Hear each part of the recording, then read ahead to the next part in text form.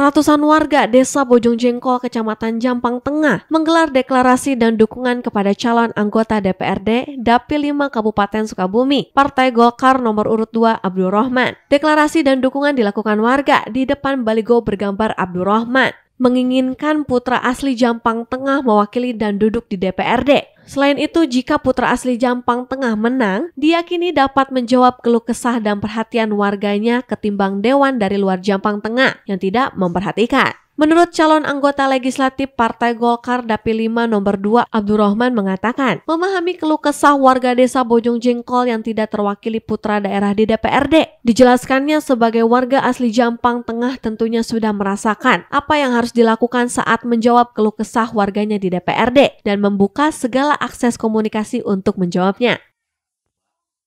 Dengan warga Bojong Jengkol ini seperti apa sih Pak untuk dukungan kepada Bapak sendiri? Alhamdulillah menenangkan pikiran dan juga kami sangat bahagia. Ternyata warga masyarakat Desa Bojong Jengkol antusias untuk memenangkan kami di Partai Golkar nomor 2. Mudah-mudahan ke depan apapun konsep pembangunan Jampang Tengah semakin meningkat. Tujuannya cuma itu aja. Jampang Tengah jangan menjadi kecamatan yang tertinggal.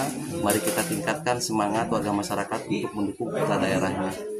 Apapun pilihannya, yang penting nomor 2 dari Partai Golkar adalah pemenangnya. Terima kasih.